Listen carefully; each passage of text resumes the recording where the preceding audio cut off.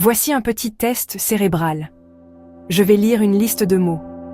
Imaginez-les au fur et à mesure que je les prononce. Oreiller, couverture, nuit, rêve, repos, somnolé, sieste, assoupissement, lit, bâillement. Alors, ai-je dit dormir? La plupart des gens jureraient que oui. Je ne l'ai pas dit. Votre cerveau vient de construire un souvenir qui semble réel, à partir de rien. Les faux souvenirs ne sont pas des bugs, ce sont des fonctionnalités. La mémoire n'est pas un fichier vidéo. C'est une histoire que votre cerveau reconstitue chaque fois que vous la rappelez, en tirant des fils de sens, d'émotions et de contexte, puis en les recousant ensemble. La plupart du temps, elle est étonnamment précise. Parfois, la couture ajoute un morceau qui n'a jamais été là. Voici l'illusion cognitive, lorsque les mots se regroupent autour d'un thème, comme l'heure du coucher, votre cerveau prédit la pièce manquante, dormir. La prédiction vous aide généralement à agir rapidement.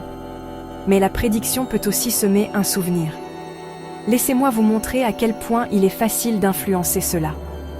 Imaginez un accident de voiture. À quelle vitesse les voitures allaient-elles quand elles se sont écrasées? Les gens rapportent des vitesses plus élevées et plus de verres brisés. Si je dis « se sont heurtés », un seul mot change le film que votre esprit reconstitue. Alors, qu'est-ce qui alimente les faux souvenirs? L'attente, votre cerveau comble les lacunes avec ce qui devrait être là. La suggestion, les questions, les légendes, les titres guident la reconstruction. L'imagination, visualiser vivement un événement augmente la confiance qu'il s'est produit.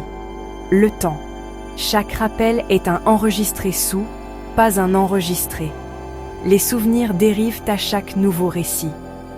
La confiance n'est pas la même chose que la précision. Vous pouvez être sûr à 100% et avoir tort. C'est troublant, mais aussi stimulant, car une fois que vous connaissez les astuces, vous pouvez vous en défendre. 3 habitudes pour protéger vos souvenirs. 1. Écrivez-le vite. Les notes externes figent les détails avant que votre cerveau ne les modifie. 1.